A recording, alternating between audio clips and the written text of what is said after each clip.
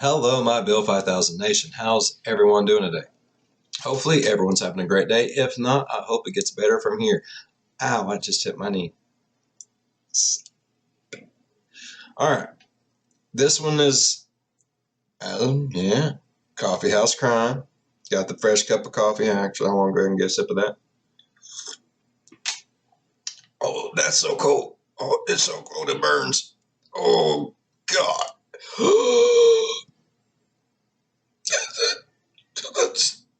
This one. Oh, my thumb. This one is titled The House of Horror, The Strange Case of Pazuzu Algarad. Algarad? Algarad. If it ain't Algarad, it is now. Alright.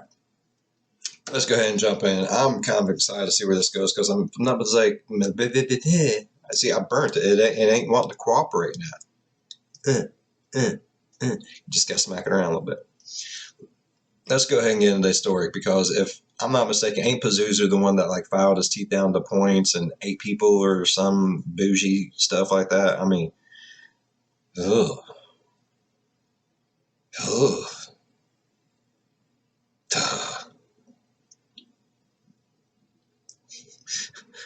What did one cannibal say to the other cannibal while eating the clown? It tastes funny.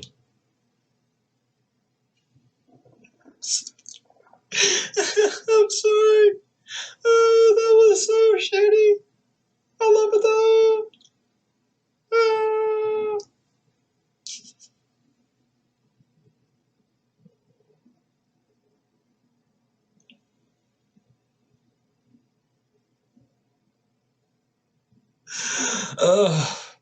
Okay. That was awful. I love awful jokes. They make me smile. Alright, let's go ahead and get into today's story. Go ahead, turn the mics down low, put on something comfy, cut up with something special. Let's get disgusted. He was an avowed Satanist who filed his teeth into sharp points and split his tongue into two. And while his choice in lifestyle was far from normal, he would develop a following, and all would ignore his evil past. My name is Adrian, and welcome back to Coffeehouse Crime. Today's case is a disturbing one. We're looking into the world of Pazuzu Algarad and his filthy lair that he liked to call home. And just to let you know, I post both solved and unsolved cases here on a weekly basis, so if that is your sort of thing, please consider subscribing to Coffeehouse Crime. So pull up a seat. And if you all hear some really messed up background noises, I am sorry, there's not much I can do that. They are working on the highway. I'm not close to the highway, but for some reason you can hear every little damn thing on this microphone. And it vibrates everything. And it pisses me off. But, I mean, I have... Sorry. To grab a coffee and sit back. This is the case of Pazuzu Algarad. It's so good.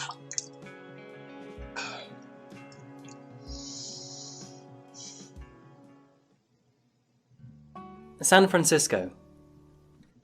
Also known as Golden Gate City, San Francisco is known for its cool summers, varying architecture, Golden Gate Bridge, and of course, Alcatraz. Influenced by its booming tech industry, San Francisco is now the second most expensive city to live in all of the US.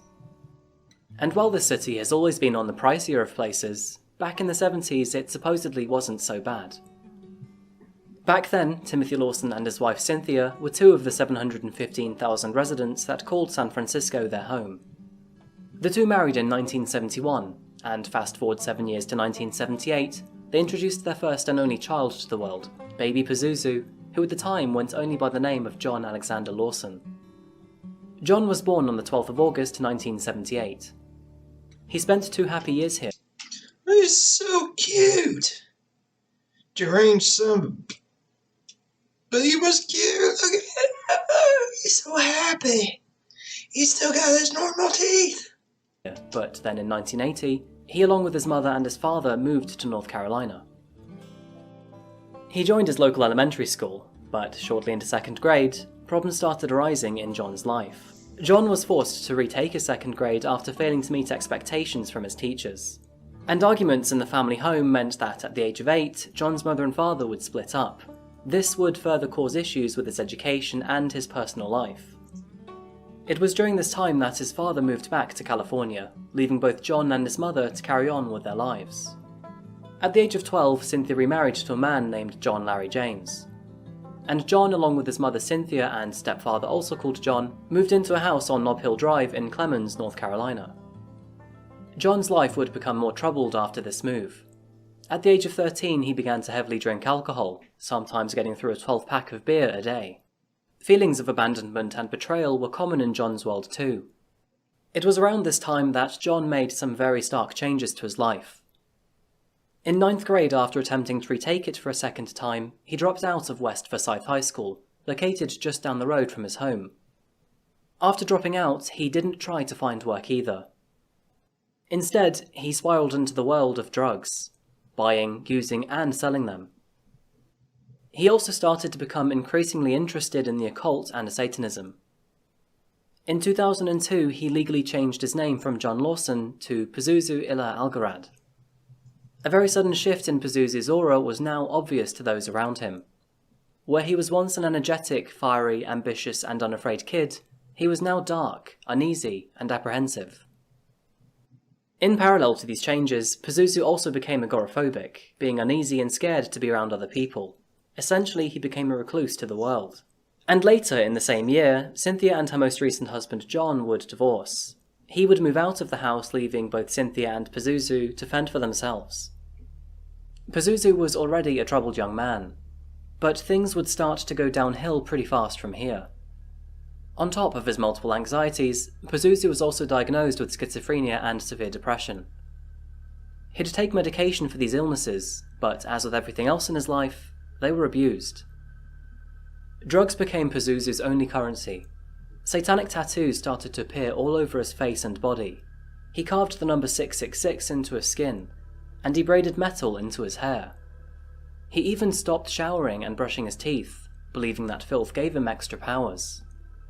His satanic ritual developed to newfound heights. The power of stank. The power to repulse people by whiff. Too. On the full moon of every month, his mother would go to the local pet store to buy him a living rabbit.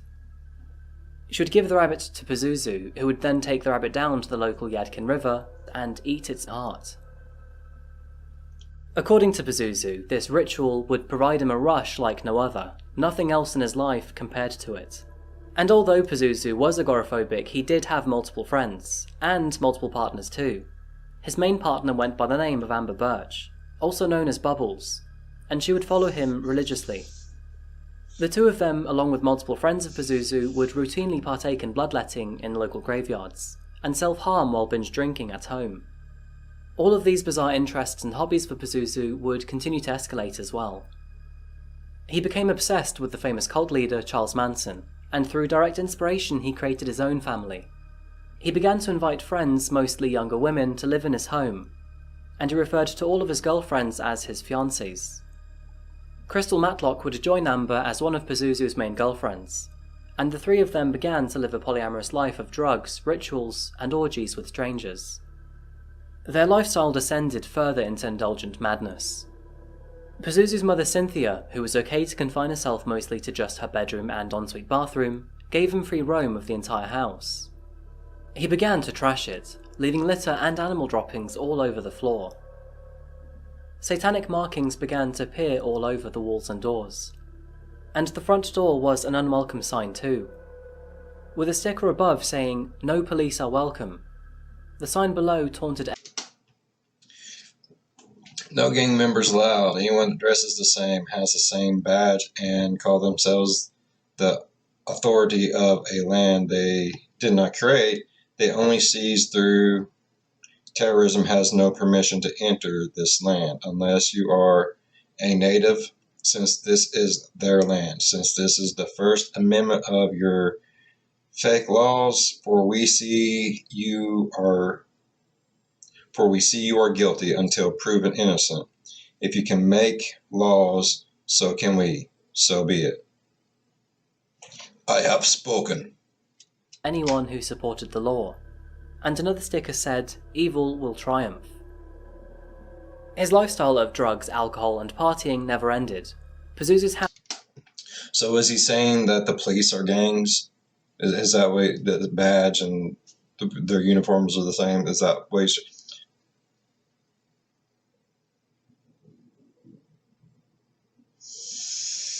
And his mom was okay with him. I'm sorry. Let woman get. I'm gonna. No. No. Mm-mm. I mean, I don't believe in.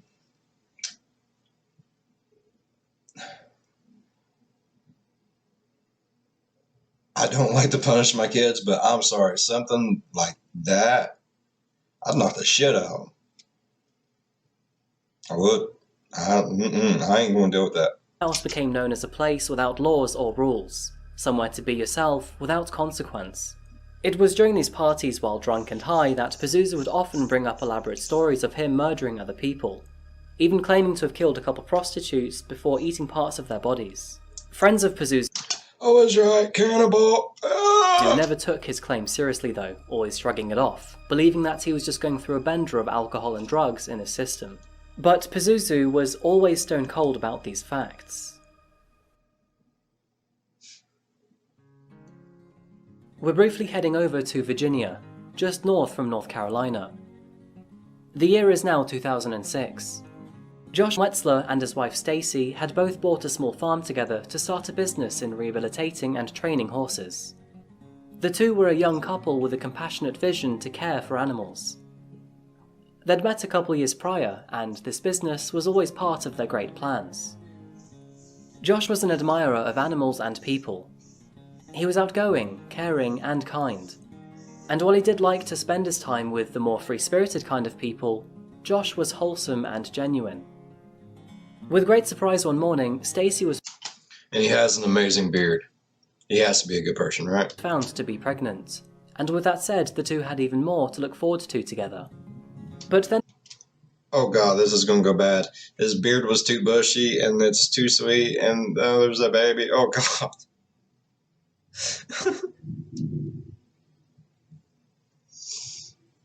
in mid-2007, at the start of the Great Recession, companies across the US started to fail, and as a direct result, Josh and Stacy's business lost out on the loan they had desperately been hoping for. By 2008, the couple were several months behind their mortgage repayments, and so they were forced to close up. And as the business started to crumble, so did their relationship. Eventually, they decided to take a break from each other. Stacy moved on to another farm for some work, and meanwhile Josh moved into a small trailer. And without being able to find employment or make money, Josh turned to selling drugs. This was a bad move, and things continued to go south for him. Later that year, police would raid his trailer on an anonymous tip, and as a result he was convicted on drugs charges, now making it even harder for him to find honest work. This actually spiraled Josh into a world of guilt and poverty. But Josh tried to keep positive about the situation. Sure, he lost his business, his wife, and his white vest, but he still had a kid and a great friendship with Stacy. The two were even thinking about rekindling things. But suddenly in July 2009, police found his vehicle abandoned in a parking lot. Keys in the ignition, the door not fully closed, window rolled down. And since that day, he hadn't been in any contact with Stacy or any of his friends. Police failed to share details of Josh's car to Stacy, and Stacy, thinking that Josh was trying to lay low from the police, didn't report him missing either. And so on that note, Josh Wetzler disappeared. 3 months later, back over the state line in Clemens, North Carolina, a man by the name of Tommy Welsh had planned to catch up with his brother Rusty at his place on October the 3rd. The two were close. Tommy was 31 and his brother 30. Rusty was working the day shift at his local Domino's that day, so it meant that the two would have to catch up around dinner. Perfect timing for Rusty to bring home some pizza. But when Rusty got to his apartment at around 6 p.m, Tommy failed to meet him. I love pizza. And yes, I do. I love pizza. You can have so many different kinds of. You can have Like the taco pizza, you can have like breakfast pizza, cheese pizza. I mean, I don't eat red meats anymore because health reasons, but there's fake meats, and I still have fake meat, sausage pizza, fake meat, bacon pizza, pepperoni pizza, the taco pizza, breakfast pizza, cheesesteak pizza with, plant-based steak. Still pretty good. This was unusual. Tommy was a punctual man. Rusty texted and then called Tommy, the pizza slowly turning cold. But no dice. Tommy never answered. So as always, the Cold pizza's the best though, bro. Back in the day, Little Caesars pizza, first thing in the morning. I love Little Caesars leftover pizza. Don't even heat that stuff up. Just get it, throw a little bit of ranch on that, and just gone. unstoppable sun set later that evening, and just like clockwork, it rose again the next day. But after a worrying night, Tommy's silence still remained. In fact, it did every day after that, because just like Josh, Tommy vanished into thin air.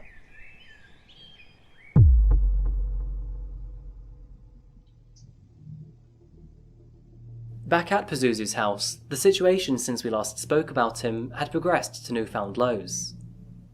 Through several years of drugs, partying, and refraining from cleaning or washing, the place was a disgrace. It was getting so bad, in fact, that the floors were now almost impossible to see, and the home's odour was reportedly the worst smell many visitors had ever experienced. Pazuzu was still getting high, drawing on the walls with his own blood, even routinely urinating and defecating in front of his friends on his own carpet. He had also filed his teeth down with the Dremel into sharp points, and his tongue was split in two down the middle, just like a snake. And while these things are all outrageous, they technically aren't criminal. He was still rambling on with his stories of killing homeless people and prostitutes too, but now he was also claiming that he had a dead body down in his basement. Apparently, he had shot a man 6 times, and he'd concealed the body downstairs in his basement with cat litter and bleach. His friends, just as high as Pazuzu though, shrugged it off. But the next day, one of Pazuzu's friends, Tarina Billings, remembered the conversation, and after seeing several members of Pazuzu's family acting suspicious with a shovel, she decided to inform police. It was on this day of August the 3rd, 2009 that Pazuzu first appeared on the police's radar. Tarina Billings met up with a detective in a local park and informed him that she had been told by a friend that Pazuzu had buried a body in the backyard. Police investigated the claim by asking Pazuzu if this was true and if they could look around. He responded with no and no. And that was it. Police left with no further investigations planned. And the next month, on September the 24th, an anonymous tip came in with pretty much the exact same information. But surprisingly, police did nothing with this. Being uneasy with the situation, Tarina would eventually go back to Pazuzu's with a secret audio recorder. And while recording, she received verbal admission from Pazuzu and several of his friends that he had indeed killed someone. But when this was given to police, again, nothing progressed out of this. It was only in February 2010, after Josh's separated wife Stacey went to police after hearing rumours about Josh's death. And at this point, police finally executed a search warrant on Pazuzu's property. 4th time, however, still... That's freaking pitiful. It took all that, and I'm sorry, let someone think I did something wrong, and I'm going to have, cops, busting doors and all kinds of shit. How are you going... Let someone go tell someone I killed someone. It would be bad. And they're just like, do your job, people. Still nothing. Even with cadaver dogs out in the backyard, no trace of human remains were ever found. But despite these multiple visits from law enforcement over the course of 2 or so years, Pazuzu and his family of fiancés made no effort to tone their wild lifestyle down. Instead, things would get a lot more turbulent. In May 2010, Pazuzu choked his own mother.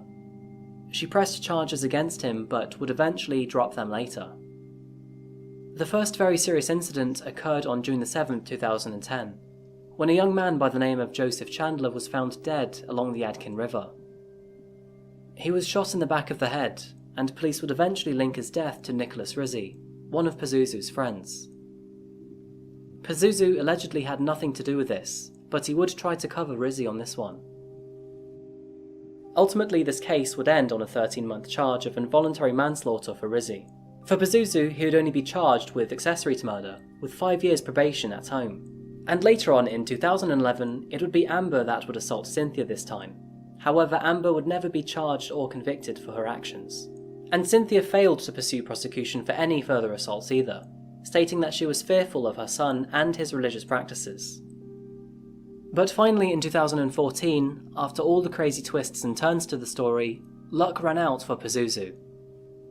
It was late one night in October at one of his house parties that Pazuzu asked one of his oldest friends, Matt Flowers, to help him murder someone at a party. Matt hesitantly declined the offer, and instead he discreetly told the target to get the hell out of there. And then Matt went to police the very next day, loading them with his concerns and details. Matt was actually a war veteran, and following his passive level of authority, police seemed to actually respect and listen to the guy. It was from this new tip that police decided they would conduct a second search warrant of Pazuzu's property. And unlike the first time, this one would be different.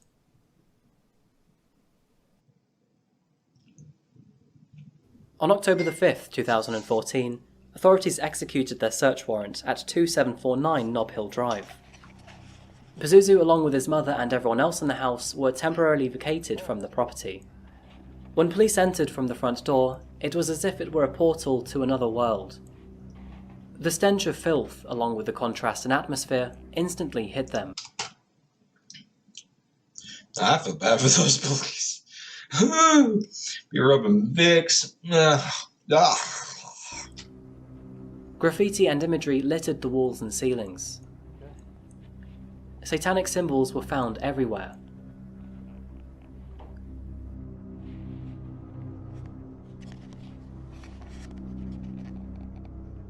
The house was infested with flies, dead and alive, and animal droppings as well as human droppings were found throughout the property. Over 15 cats, several dogs, multiple snakes, and other animals that Pazuzu would use to sacrifice all lived here.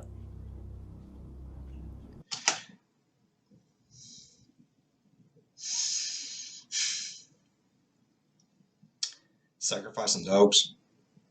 Alright.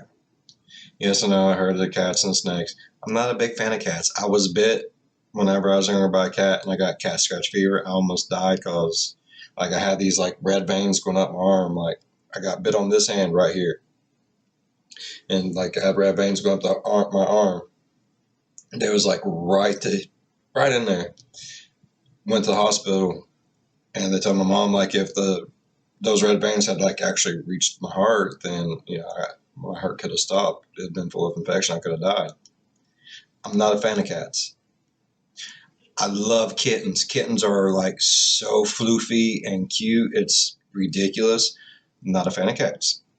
But I love all dogs. I'm sorry. I am a dog person. I really am. And if my brother still came around, he would tell you his neighbor had this dog. They grew weed in their field behind their house, and so they had him as a guard dog. I know, illegal and shady as shit. And we was up there one day.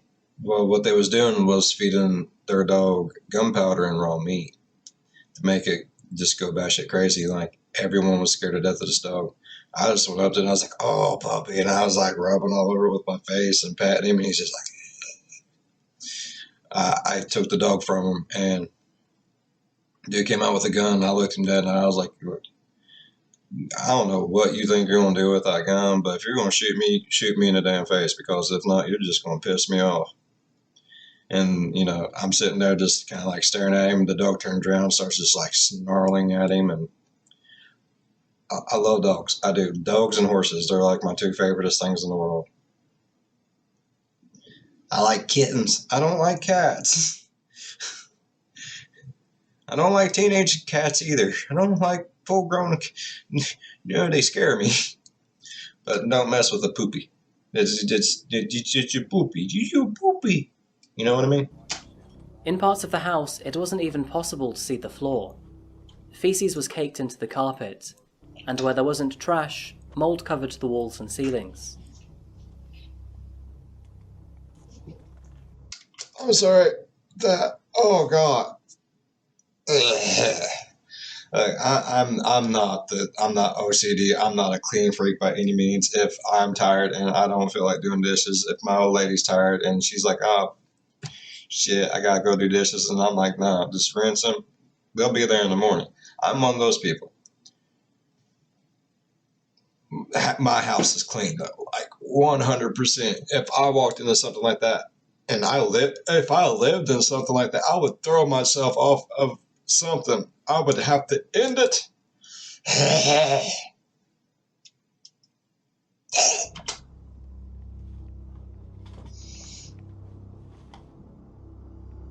In the basement, things were no better either. The place was a wreck. Furniture was broken beyond recognition. And with this space being partially exposed to the outdoors, things decayed a lot quicker down here too. An area covered in chlorine and cat litter was spotted, resembling the story that Pazuzu once shared while horrendously drunk. And outside, the weight of this story finally set in. Police noticed the ground to be uneven, and therefore they had areas of interest to carefully dig. When they did, their worst fears were finally confirmed. There they found the bodies of two men, both of them so thoroughly exposed to the elements that it would take forensic teams a long time just to understand what they were looking at. In conclusion, reports would later identify the two men to be Josh Wetzler and Tommy Welsh. Both of them, who had disappeared over 5 years ago, were here all along. All those rumours of anonymous tips to police were correct. The two were buried separately.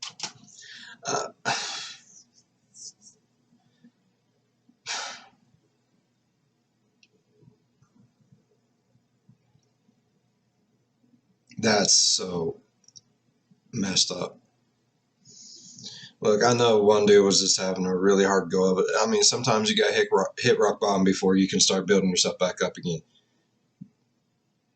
He had hit rock bottom. He lost everything. He was trying, and now. I mean, don't really know much about the other guy. He didn't go into too deep a detail with that. But he didn't get his pizza, and that pisses me off just the same. In their own shallow graves. Sorry. As time went on, details around their deaths would come to light. Okay. The motive for why Josh was killed was never identified. Pazuzu eventually shot him in the head.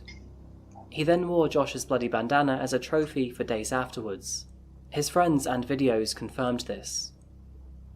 Tommy was picked up by Amber from a gas station 3 months later. He then returned to Pazuzu's house to drink a few beers, and while sat on the couch, Amber shot him in the back of the head with a .22 caliber rifle. He was later buried in the backyard too.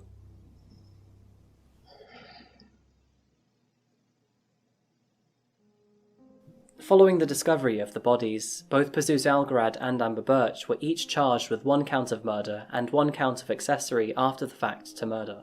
It was also learned that during the time of both murders, Pazuzu's mother Cynthia was actually in the property and aware of what was going on. At one point she even came out to see Pazuzu standing over Tommy's body. She failed to report either incident to police either. Instead, she went back to her room and got ready for work. And despite this, she would avoid all charges in the future too. And regrettably, before his trial would even start... I'm sorry, but that's bullshit. Like, I understand she's probably scared or whatever, or I don't know. I'm sorry, but if I was that lady, I would have knocked the living shit out of that little son of a bitch. Right there. Right.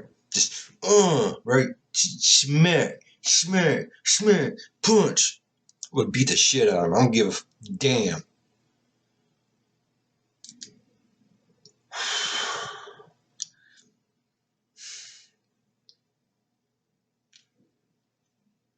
Pazuzu escaped his unwanted time in the spotlight by ending his own life.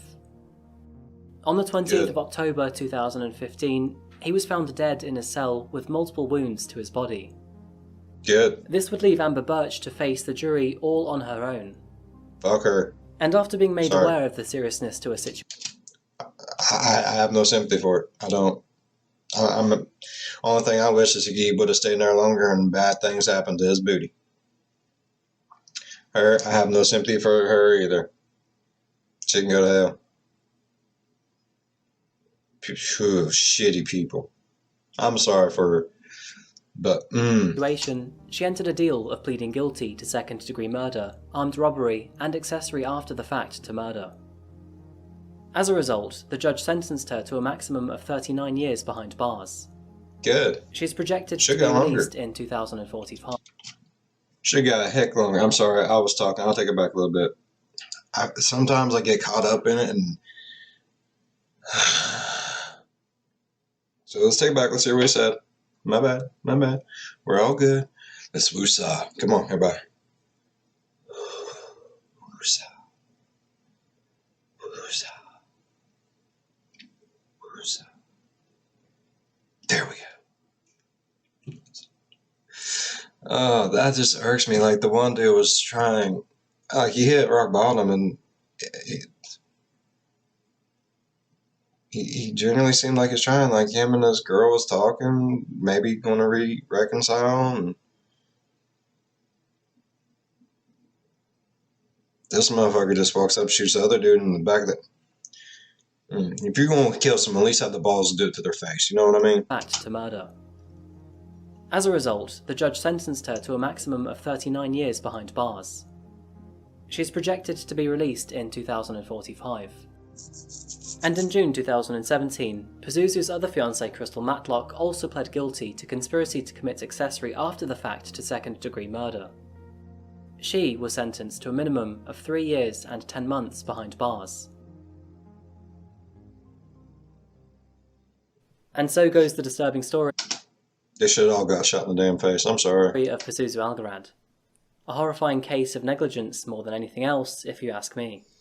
In this case, we're once again reminded of the importance of mental health. Pazuzu was clinically a psychotic man, and he was someone who seriously needed supervised mental health treatment, but he was never quite pointed in the right direction for this. He had schizotypal personality disorder, panic disorder, agoraphobia, alcoholic dependence, and severe anxiety. And these illnesses all perpetuated a troubled mind, one that eventually became obsessed with Satan. But instead of helping him with any of his issues when red flags appeared during his younger years, his mother turned a blind eye, and even fed into his sick fantasy. Eventually, along with all her negligence, the damage to Pazuzu was too much to heal. And from the early 2000s onwards, as Pazuzu escalated from bad to worse to become dangerous, his friends ignored all of the red flags too, never taking any of his obvious threats seriously. Eventually it led to the deaths of not just 2, but 3 innocent people. Josh Wetzler, Tommy Welsh, and Joseph Chandler. Yet still, police ignored multiple tips from various sources that claimed 2 bodies were in the backyard. And even when he ran into the law, he was put on probation without any close supervision or proper treatment. Whether Pazuzu actually had any more victims, it will probably never be known. But in his stories to his friends while drunk and high, he did talk about killing other people. With him dead though, it is unlikely that we will ever know what his actual body count is. Amber was just as bad as Pazuzu, but being exposed and influenced by him from the very young age of 15, and Pazuzu being known to be a heavily manipulative guy, there is argument that his influence was a strong factor here. Pazuzu's house was demolished in 2015. This is obviously because the house was uninhabitable after years of partying and pooping on the carpets. And today the plot of land where 2 men were killed is still vacant, seen on Google Maps as an empty patch of grass. Hopefully, should anyone ever rebuild on this plot of land, they will live a happier and healthier life than their former tenants. Thank you again for watching another video. So, who do you blame in a situation like that? The mother, the father who left, the stepfather who left, society, the police, friends?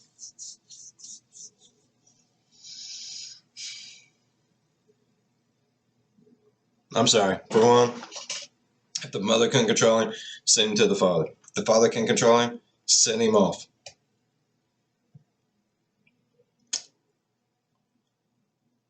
The mother shouldn't have ignored the signs. Honestly, I'm scared to death of my mother. My mother, no, I won't fuck with her.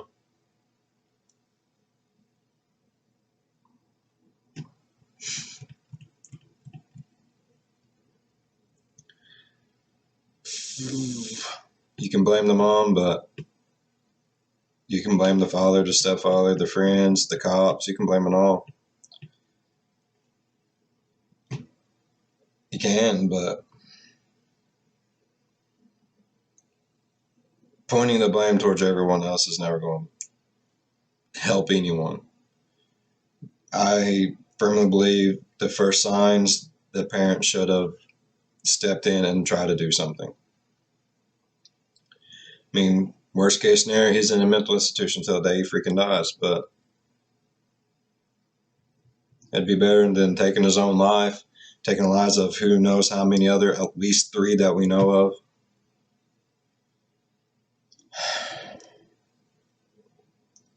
This man right here. See that little smiley, happy face? Whew. He comes in with some shit, bro.